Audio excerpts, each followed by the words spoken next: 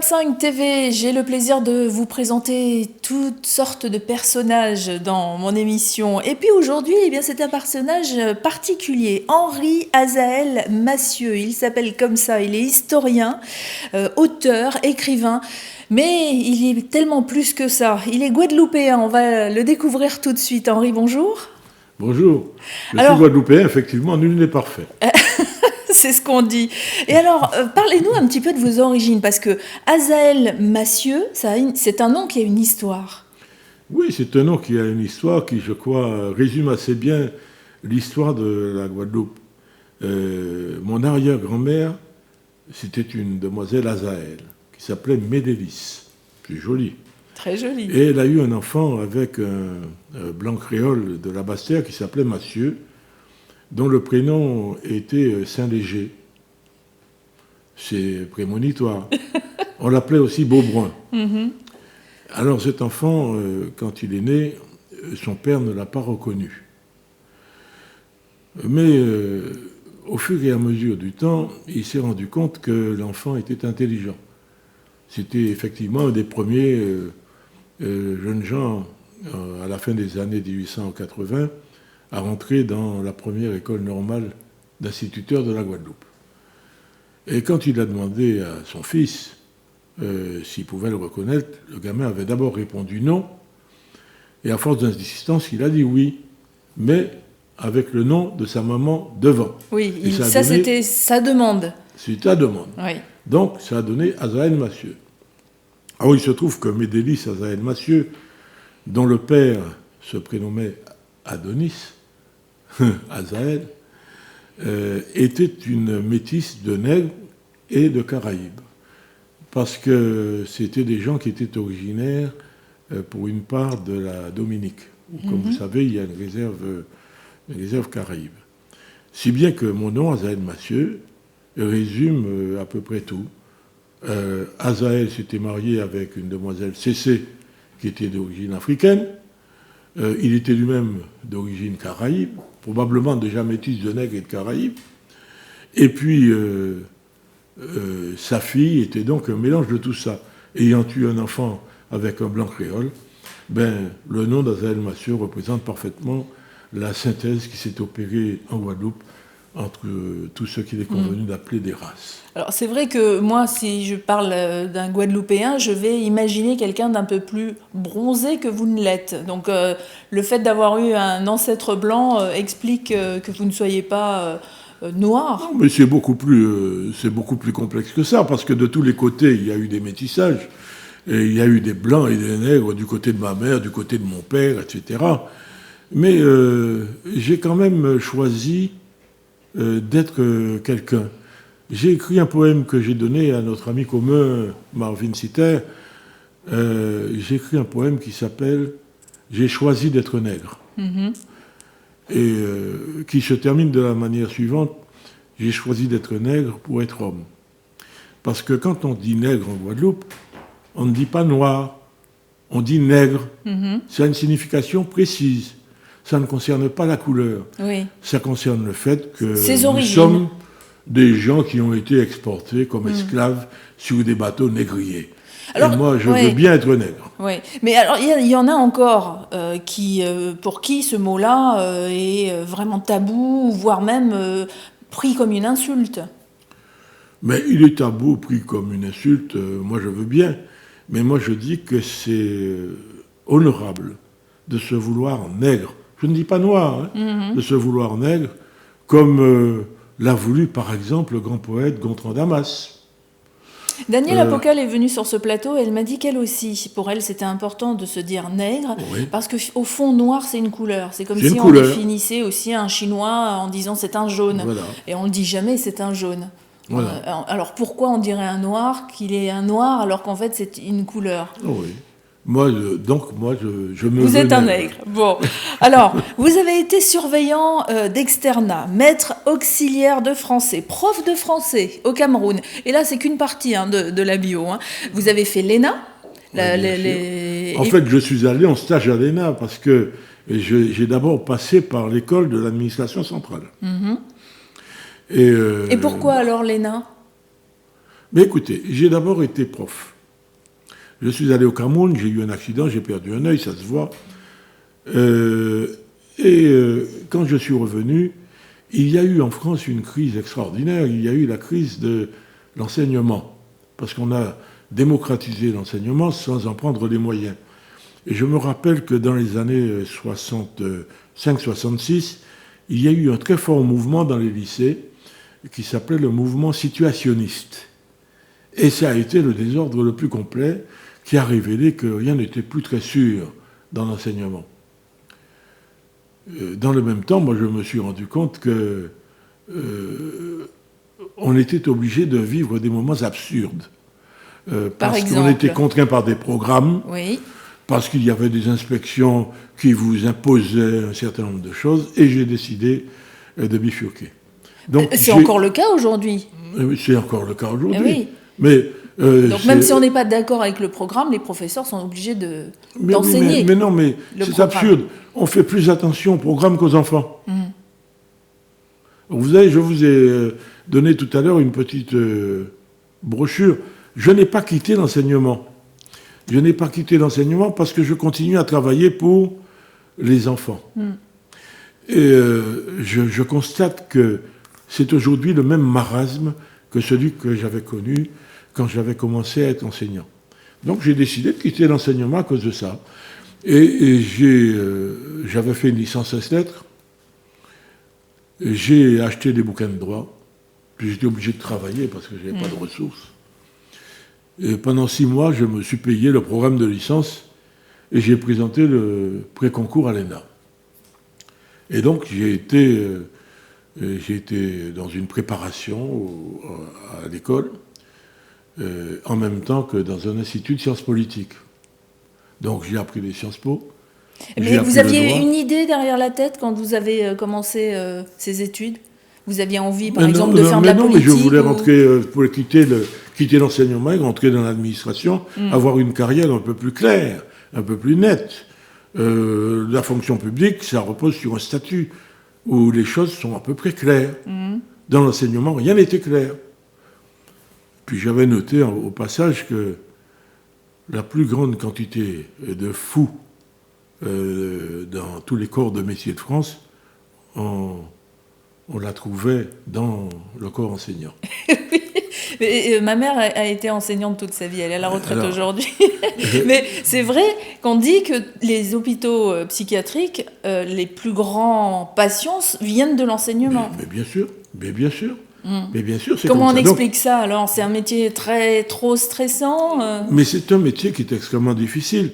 Vous savez, la plupart des enseignants ont fini par se résoudre à répéter la même chose pendant 30 ans. Moi, j'ai jugé que c'était impossible. Chaque fois que je faisais un cours avec des enfants, c'était un cours original. Je ne pouvais pas prendre mes papiers jaunis et relire ce que j'avais fait 2 ans ou 3 ans ou même le mois d'avant. Donc c'est un métier qui est épuisant et qui est d'autant plus épuisant quand on est confronté à des impossibilités administratives, techniques, à l'importance du nombre des élèves dans les classes, etc. Mais j'ai fait, je crois, ce métier quand je l'ai fait avec beaucoup de sérieux. Je vais vous raconter une anecdote qui le prouve. C'est qu'on m'avait refilé au lycée de Forbach, où j'ai travaillé pendant quelques années, une classe de rebut. C'était la seconde M, si je me rappelle bien. En général, plus on va loin dans l'alphabet, et moins ce sont des bonnes classes. Ouais. Alors, comme j'étais à Forbach, il y avait à la fois des enfants de mineurs et des enfants d'ingénieurs. Les enfants d'ingénieurs étaient dans les classes A, B, C, etc. Et les enfants de mineurs se sont retrouvés en seconde M. Eh bien, ma mère est morte en 1987. Et elle était à l'Hôtel Dieu à Paris.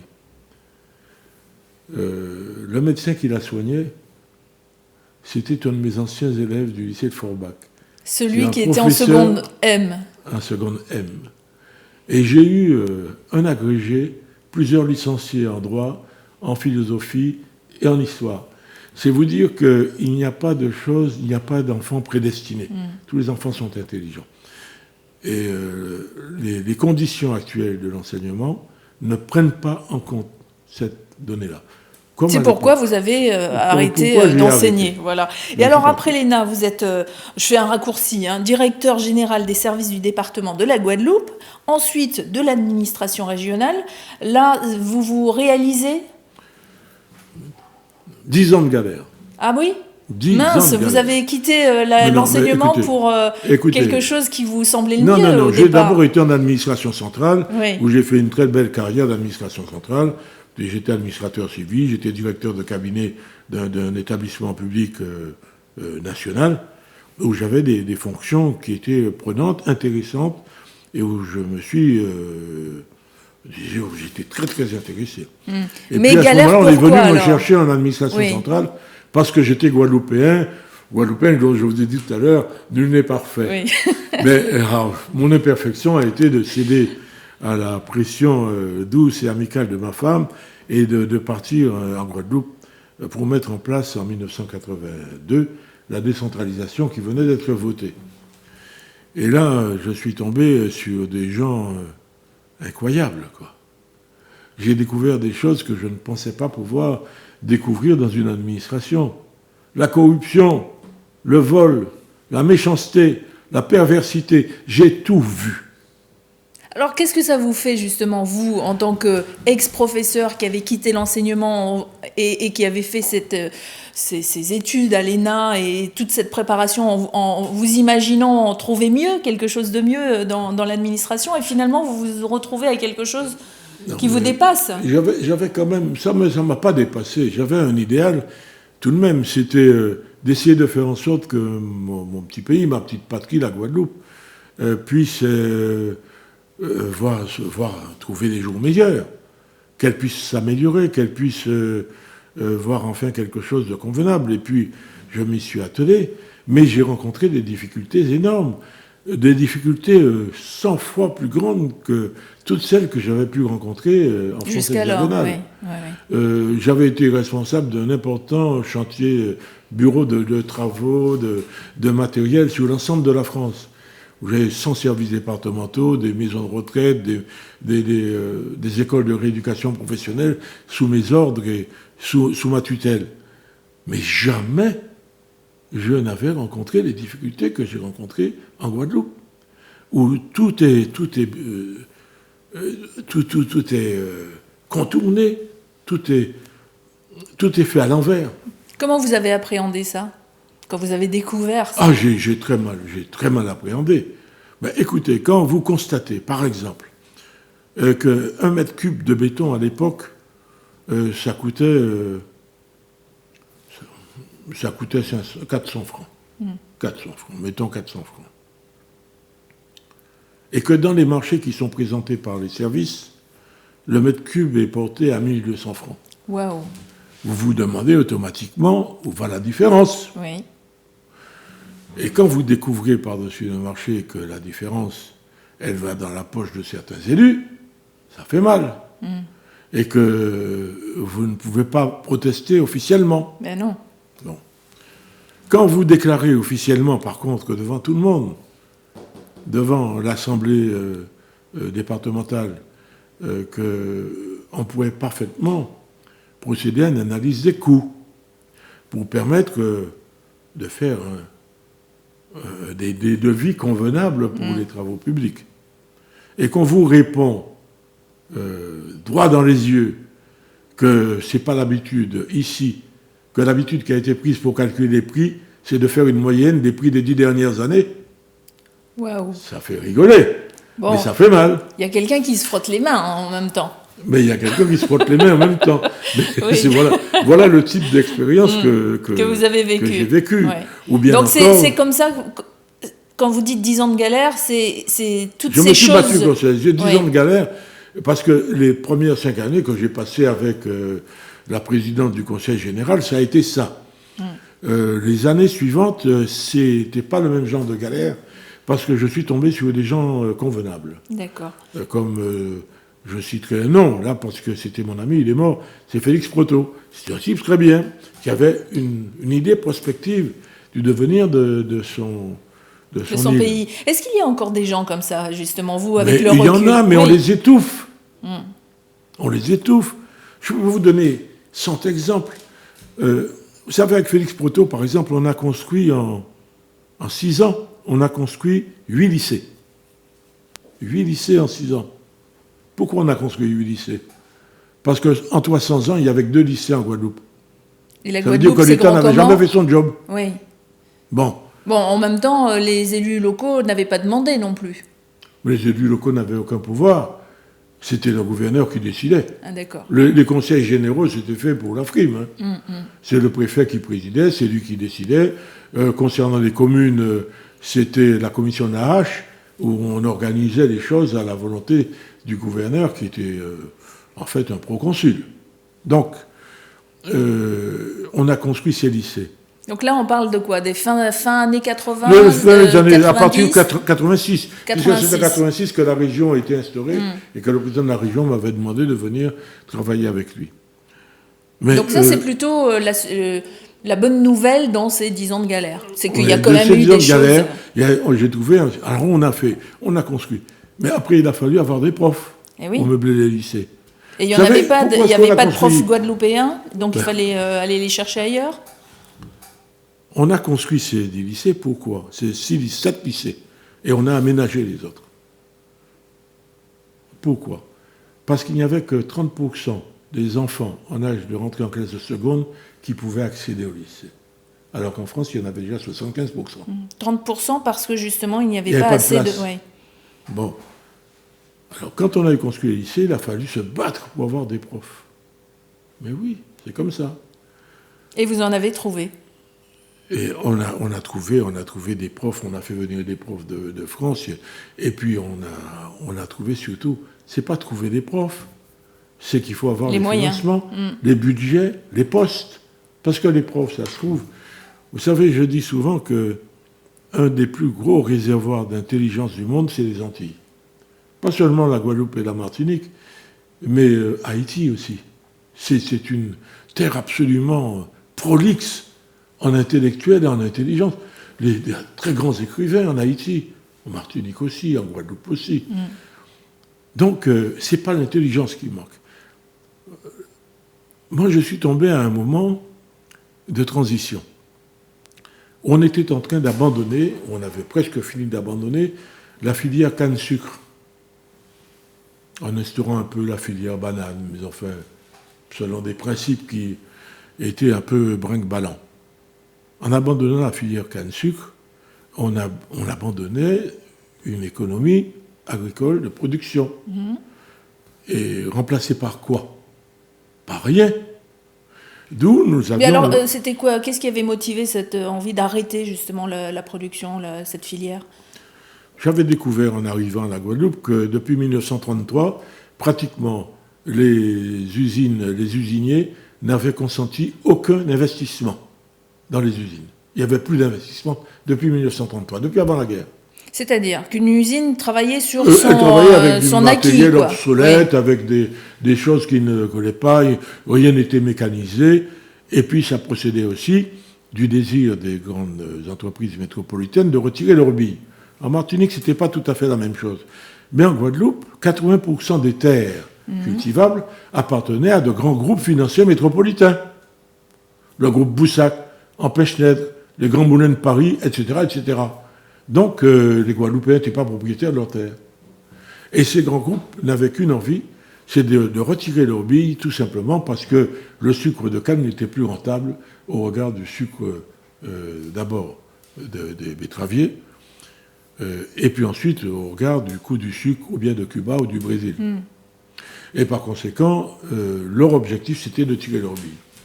Ils y ont réussi très largement, en diminuant sensiblement au fur et à mesure leurs investissements, comme je vous disais tout à l'heure. Laisser péricliter en laissant péricliter, mais ils ont aidé quand même. Oui. Parce qu'on a inventé des choses extraordinaires. On a inventé, par exemple, en Guadeloupe, la SAFER. Qu'est-ce que Alors, c'est? tout le monde sait que la SAFER, c'est une institution chargée d'organiser le foncier. En France, les SAFER, les sociétés du foncier, avaient pour mission de remembrer les terres. Eh bien, en Guadeloupe, les SAFER ont eu pour mission de parcelliser les terres.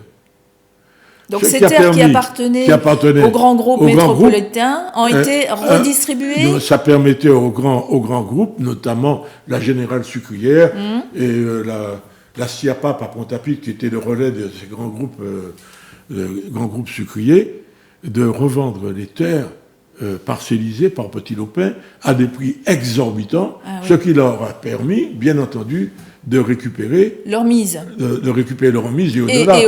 Et ils en ont encore des terres, encore aujourd'hui, à vendre. Donc du coup, le Guadeloupéen ne pouvait pas s'acheter ces terres. Mais sans pour autant, mais il y en a plein qui ont acheté. Quand même. Avec des lopins dont la rentabilité, bien sûr, n'était pas du tout assurée. Alors on a signé des tas de protocoles pour faire semblant d'entretenir la filière. Le protocole Abéraire, du nom de Jean-Yves Abéraire, vous savez, celui qu'on a trouvé, qu'on a pris la main dans la caisse du Crédit Lyonnais. Et puis le protocole Mauroy, où on a décidé qu'il fallait, bien évidemment, entretenir la filière canne-sucre. Mais tout ça, c'est des faux semblants. Aujourd'hui, il n'y a pratiquement plus rien. Et on a obligé la plupart des planteurs de canne à se tourner vers la filière du rhum, auquel on a accordé opportunément le label rhum agricole, qui se différencie, comme tout le monde sait, du rhum industriel, qui est de l'alcool tout venant. Bon, voilà, moi j'ai... Voilà ce que vous avez vécu. Voilà ce qu'on a vu. Alors, ce que nous souhaitions, c'était de transformer totalement la Guadeloupe en une île tournée vers l'avenir, tournée vers les technologies avancées de la communication, vers l'informatique, vers toutes les activités du tertiaire et les activités intellectuelles qui permettaient de produire, mais sans avoir besoin de la production agricole qu'on avait abandonnée. Et nous avions mis en place un plan pour ça, par exemple... Et ça marche aujourd'hui non, je vais vous raconter. On a tout cassé. On a fait une maison de la communication. On avait mis en place des éléments qui permettent la fabrication, de faire du film, de faire la photocopie. Donc c'est plus le cas aujourd'hui, c'est fini. On a inauguré, on a fait une préfiguration de télévision locale. C'était une des premières télévisions locales, ça s'appelait TV Caraïbes, comme la vôtre. Tout ça, ça a été cassé par la dame qui est arrivée en 1992. La maison de la communication a été vendue. J'avais fait acheter un répéteur sur Télécom 2 pour permettre de la formation d'une industrie de la formation, justement, du cinéma, du sous-titrage, de la bande dessinée. On avait préconisé des ateliers d'informatique pour permettre la naissance d'économies fondées sur la robotisation comme une industrie spécifique de la mode. Par exemple, pour le dessin animé ou les bandes dessinées, mon idée, c'était de faire en sorte qu'il y ait, comme les Japonais ont réussi à créer des mangas, de créer un personnage spécifique de la Caraïbe. Mais tout ça, ça a été fichu en l'air. La dame est venue, elle n'a rien compris à rien. On avait 16 ans d'avance sur la France. Hein. Alors, la dame, c'est qui ? Madame Michaud-Chevry. Ah, d'accord. On n'a rien vous cacher. Elle n'a rien compris, elle a tout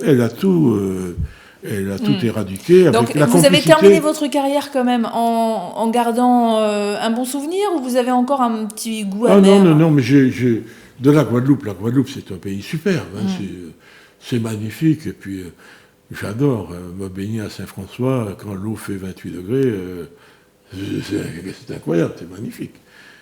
Ceci dit, sur le plan professionnel, ça a été quelque chose pour moi d'assez pénible. Assez douloureux, oui. Assez douloureux. Alors, vous avez été aussi chargé de mission au ministère des Anciens Combattants et au ministère de la Défense. Oui. Là, vous en gardez quel souvenir ?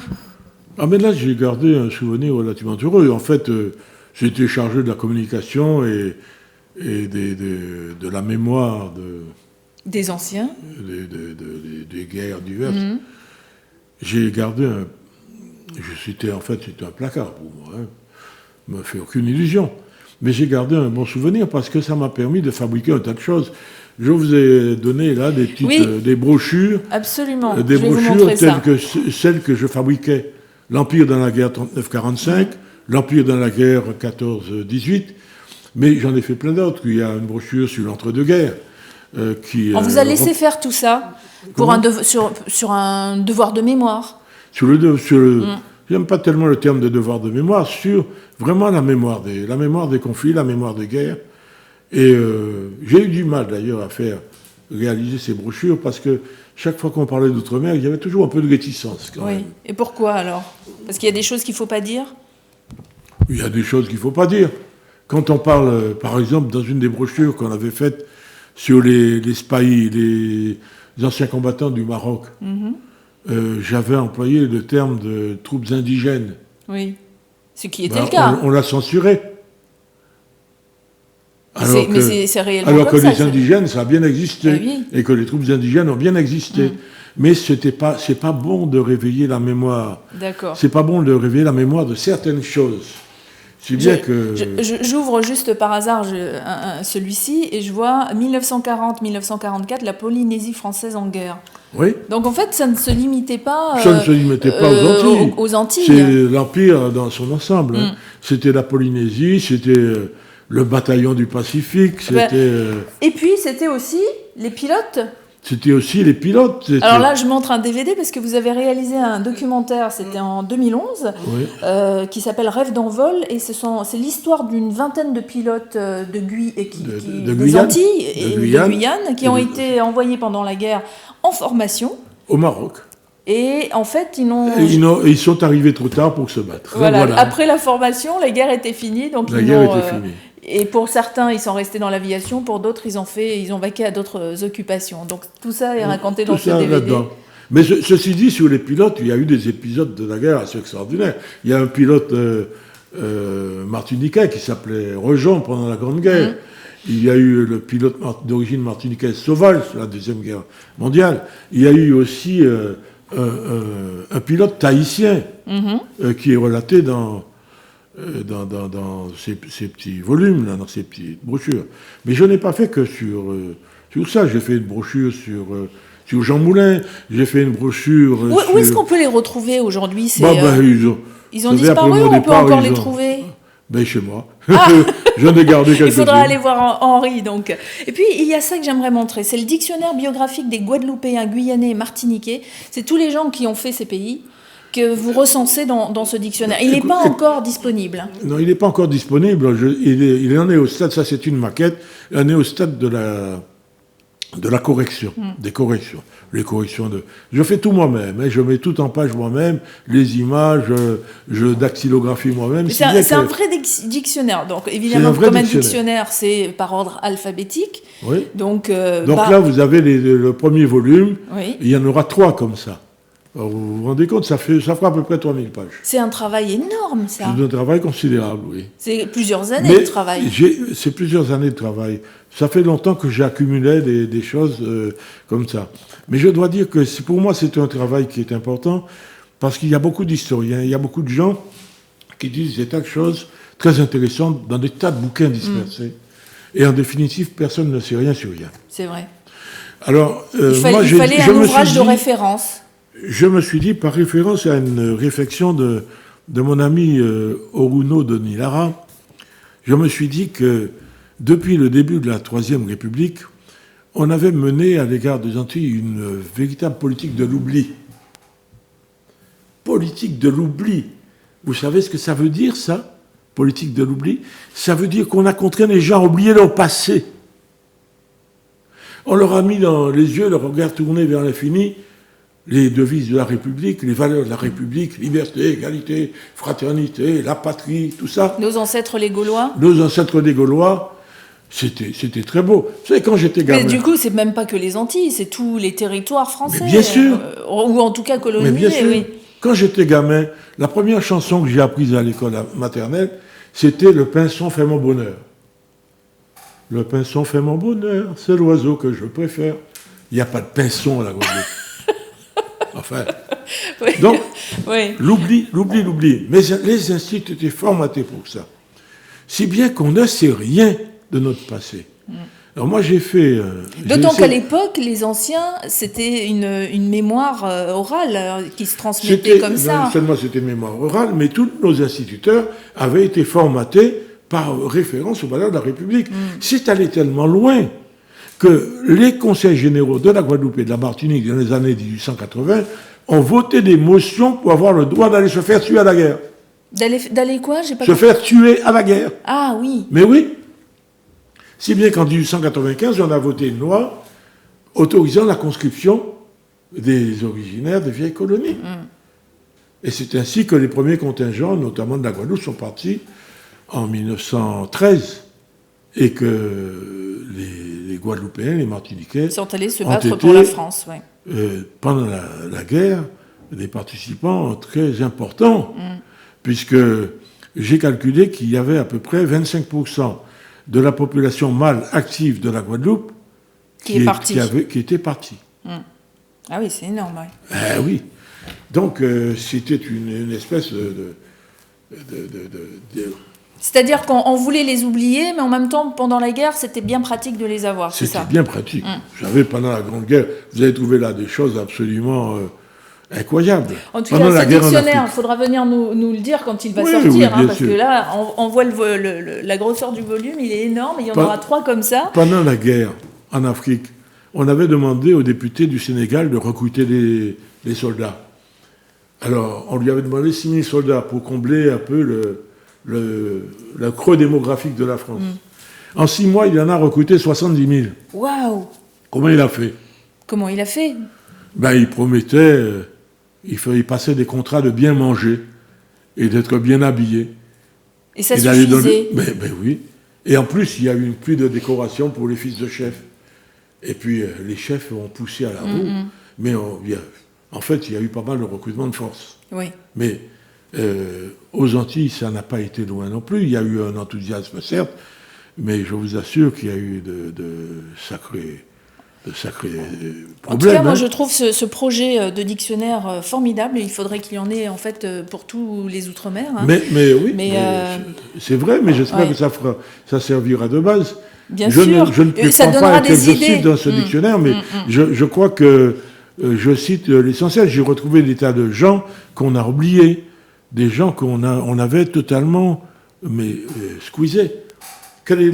Savez-vous quel est le seul Antillais qui ait été académicien français? Non. Il s'appelait Campenon, c'était un Guadeloupéen. Eh bien. Oui. C'était le neveu du poète, Germain Léonard. Donc vous avez fait un vrai travail de généalogiste aussi, là. Oui, généalogiste de tout. Germain Léonard, c'était qui? Le seul poète lyrique français du XVIIIe siècle. Il est de la Guadeloupe. Et vous le retrouvez où? Où? C'est dans l'anthologie de la poésie du XVIIIe siècle de la Pléiade. Et c'est le seul poète qui ait une dizaine de pages. Qui connaît le poète Léonard? Alors moi, je ne le connaissais pas. Voilà. Et alors, est-ce que les gens de la Guadeloupe le connaissent? Ça, c'est une autre histoire. Personne ne connaît Germain Léonard. Il y a peut-être une rue Léonard, mais personne ne sait qui c'est. Oui, c'est souvent comme ça, on se demande. Et puis, alors là, d'une façon un petit peu plus légère, il y a ces 2 livres. Oui. Ce sont des romans. Ce sont des romans, ce sont des fictions. Des fictions. Et alors, sur un livre, il faut que je le lise quand même, si vous me le permettez. S'agissant d'un roman, donc d'une fiction, toute ressemblance avec des gens existants ou ayant existé, ou avec des événements réels, serait purement fortuite et totalement involontaire. Au demeurant, ceux qui se reconnaîtraient par hasard dans certains de ces personnages auraient alors une bien piètre opinion d'eux-mêmes. Parce qu'évidemment, là, vous écorchez un petit peu, dans ces 2 romans, la vie politique aussi de la Guadeloupe. Je dénonce les mœurs politiques, la corruption permanente qu'il y a dans les îles, mais sans complexe. Et je dis très clairement qu'il faudrait que ça change. Et comment ça a été accueilli, la sortie de alors, je vais vous dire que le premier volume a été très bien accueilli. Il y a qu'en Guadeloupe... Alors, le premier volume, c'est celui-ci, Chabine Miroir. 5000 exemplaires vendus. Ça correspond en France métropolitaine à 200-300 000 exemplaires, au pourcentage de la population. C'est très rare, un tel score. Hein. Quant au deuxième volume, alors là, il a abordé une question assez grave, qui était la question de la chlordécone. La quoi? La chlordécone. Qu'est-ce que c'est? Vous ne savez pas ce que c'est que la chlordécone? C'est ce Vous allez m'apprendre plein de choses. C'est ce poison qu'on mettait dans les terres pour combattre l'insecte qui bouffait les bananiers. Ah, d'accord. Et qui est un poison rémanent, dont la rémanence est de l'ordre de 2 siècles, 2 à 3 siècles. Et qui empoisonne aussi les fruits. Bien sûr. Qui empoisonne tout ce qui a été planté dans une terre à bananes après. Les ignames, les patates douces, etc. Et je dénonçais cette affaire-là sous un personnage dont le nom, bien entendu, n'était pas le vrai, qui s'appelle Claude Déconne. Bon. Ça, c'était dans le deuxième? Il se trouve que le personnage qui est producteur en France de la chlordécone dans la région de Montpellier, qui a pris, qui vend la chlordécone sous le nom de Cuolone, est un Martiniquais qui est parent des distributeurs de bouquins de la Guadeloupe. Donc vous n'avez pas été distribué. Alors la distribution, elle s'est très mal faite pour le deuxième. Mais il s'est quand même vendu. Oui, Les enfants moins que l'autre. Et alors, ça, c'est un plaisir autre, parce que autant vous avez fait l'Empire dans la guerre, alors là, c'est très historique. C'est le même plaisir, parce que c'est un plaisir c'est une volonté de salubrité publique. Lorsque je parle de notre passé, de la mémoire, c'est pour la salubrité publique. Il faut que nos jeunes gens se rendent compte qu'avant eux, il y a eu des gens de toutes les couleurs, blancs, jaunes, rouges, noirs, qui ont vécu dans les îles et qui ont fait des choses remarquables, qui avaient du talent. Et lorsque je parle de la corruption, c'est parce qu'il est absolument nécessaire de l'extirper. De le dénoncer. De la dénoncer et de l'extirper. Il faut que les gens sachent que la corruption, ce n'est pas bon, la corruption électorale. Il n'y a pas de campagne électorale sans distribution d'argent sous la table. C'est incroyable, mais dans des proportions inimaginables. Vous savez comment... Donc ça, vous le racontez dans vos 2 romans? Mais bien sûr. Ouais. Vous savez comment on peut se faire élire aux Antilles? Non.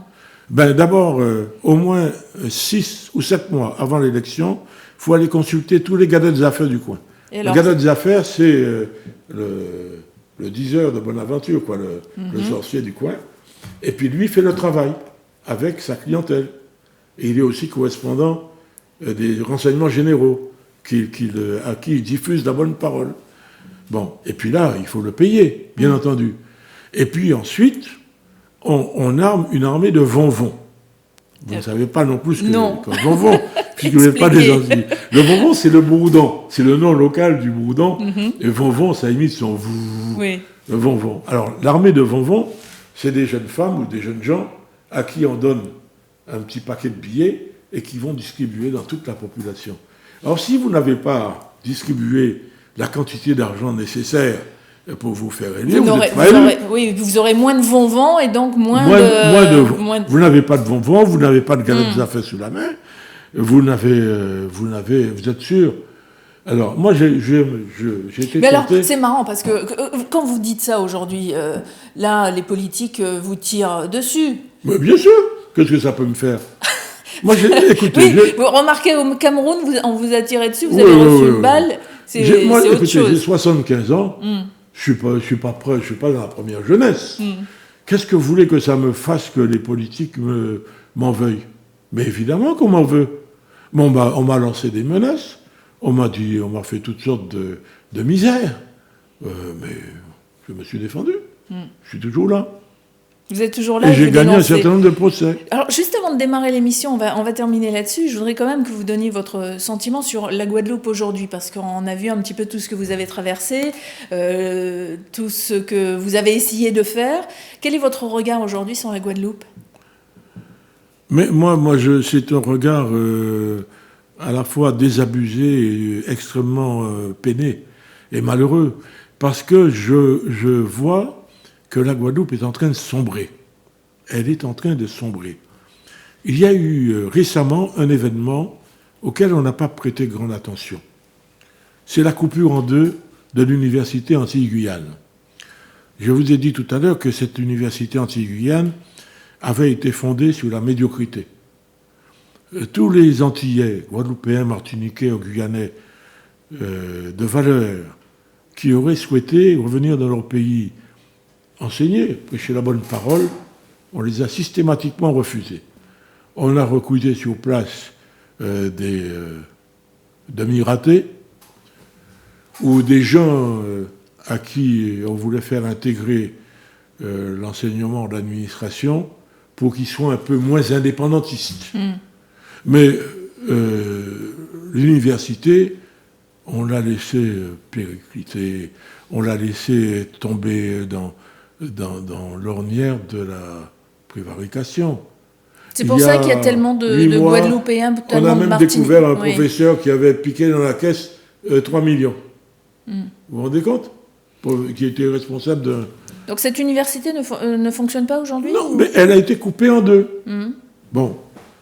Après la coupure en deux de la Guadeloupe, puisqu'on a séparé Saint-Martin et Saint-Barthélemy de la Guadeloupe, sans l'avis des Guadeloupéens, des Martiniquais et des Guyanais, on a coupé l'université en deux.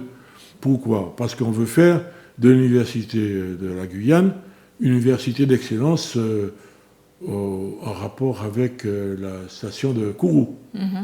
Bon, en vous rappelant que ce qu'on appelle la Guyane aujourd'hui, ce n'est jamais qu'une bande de terre le long de la côte, avec quelques points disséminés dans le territoire, mais que pour l'ensemble, 95% de la Guyane appartient au domaine privé de l'État. Vous saviez ça ? Non. Eh bien voilà, vous avez tout compris. Oui. Comme par hasard, au fur et à mesure... Alors c'est drôle, parce que vous parlez de ça, justement, la Guyane, en termes d'investissement, on a l'impression qu'il y a des investissements qui sont faits, mais qui ne sont pas redonnés au pays. Enfin, on va dire, je ne connais pas la Guyane, mais d'un avis extérieur, comme ça, on a l'impression qu'ils n'ont rien. Laissez-moi aller jusqu'au bout. Alors qu'ils ont le pétrole, comme ils par ont hasard, effectivement... La Guyane, qui comportait à peu près 40 à 45 000 habitants après la guerre, elle en fait un peu plus de 300 000 aujourd'hui. Mais elle est peuplée comment ? Personne ne se pose la question. Et on est en train de repeupler la Guyane en exportant au maximum des Européens. Dans le même temps, la Guadeloupe, qui a été dépeuplée comme la Martinique avec le Bumidum, elle est en train de devenir une région vieille, si bien que l'Institut démographique de la France, l'Institut national démographique, prévoit que d'ici les années 2040, nous serons probablement les régions les plus vieilles de France. Donc les jeunes quittent la Guadeloupe. Quittent la Guadeloupe. Quittent la Martinique aussi, j'imagine. Et en tout état de cause, nous sommes devenus, et ce sera peut-être le mot de la fin, purement et simplement une colonie de consommation. Point. Voilà pourquoi je suis triste. Bon, gardez un peu espoir, j'ai envie de vous dire. Il faudrait vraiment qu'il y ait une révolution. Bon, alors, les Guadeloupéens, révolutionnez-vous, c'est ce que vous auriez envie de dire ? Non, je ne dis pas de faire la révolution au sens où vous l'entendez. Ah non, je ne parle pas de prendre les armes, mais de faire la révolution de faire la révolution de l'intelligence, oui. C'est-à-dire d'exiger par tous les moyens possibles le droit. Parce que le constat que j'ai été amené à faire, c'est que nous sommes des départements, certes, mais d'outre-mer, et que tout ce qui était constitutif de la colonie, et notamment la spécificité. Le principe même colonial, c'est la spécificité. Ça a été conservé, ne serait-ce que par le moyen le plus voyant, les articles 73 et 74 de la Constitution française. Qui disent quoi ? Qui disent que nous sommes des départements d'outre-mer. On est détaxé quand on exporte vers la Lozère ? Non. Le commerce de la Lozère est compris dans le commerce extérieur de la France ? Non. Y a-t-il une banque centrale en Lozère ? Non. Nous avons l'IADOM, qui continue à prélever des produits sur toutes les transactions financières qui se déroulent sur notre territoire. C'est normal, ça ? Ça veut dire que quand vous parlez de la Guadeloupe comme ça, c'est le cas Aussi en Martinique, à Tahiti, Mais bien sûr, et en Guadeloupe, Guyane, et à à La Réunion. Mais bien sûr. Donc il faudrait faire quoi? Ben, il faut exiger que le droit s'applique totalement et qu'on cesse d'avoir un statut tellement ambigu qu'il en devient absurde. Est-ce que vous savez que vous payez le fret export de la Guadeloupe vers la France 3 fois plus cher que le fret import de la France vers la Guadeloupe? Ça a un sens, ça? C'est pas du colonialisme, ça? C'est bizarre. Bon. Je vous raconte une dernière anecdote qui n'existe pas. Quand j'étais directeur des services du département, je me suis intéressé aux problèmes européens, évidemment, parce que j'avais constaté que l'État français piquait tous les fonds européens, fonds structurels, destinés au département de l'outre-mer pour ses propres investissements, que rien ne revenait aux collectivités, ni le FEDER, ni le FEOGA, ni le FSE. Je me suis battu contre vents et marées, et j'ai fini par obtenir qu'on ait du FEDER pour la Guadeloupe, pour faire les routes, pour faire toutes sortes de gros investissements, et le FEOGA pour l'agriculture. J'ai découvert au passage que les services administratifs de l'État de l'agriculture avaient même proposé au FEOGA, pour subvention, le montage d'une usine Coca-Cola à Pointe-à-Pitre. C'est quand même extraordinaire que l'Europe paie une usine pour un produit américain. Bon, enfin, c'est comme ça. En attendant, on est allé encore plus loin. Et j'ai fini par découvrir que les fonds qu'on nous attribuait au compte-gouttes, malgré tout, sur un an, ils ne nous étaient vraiment versés que sur 3 ou 4 ans. Mais que dans le même temps, sur la même année, l'Europe prélevait en taxes et en droits divers, en prélèvements obligatoires, comme on dit très joliment, 3 fois plus que ce qu'on nous donnait chaque année. D'accord? C'est des départements français. L'article 227.2 du traité de Rome qui prévoyait l'égalité totale entre les départements, tous les départements étaient-ils respectés? Non. J'avais noté, par exemple, qu'on importait du maïs des États-Unis pour ne pas faire de gros stocks par cabotage, au lieu de l'importer d'Europe. Le maïs qu'on importait des États-Unis était taxé à l'entrée par l'Europe à 56,17% de droits. Je suis allé m'enseigner.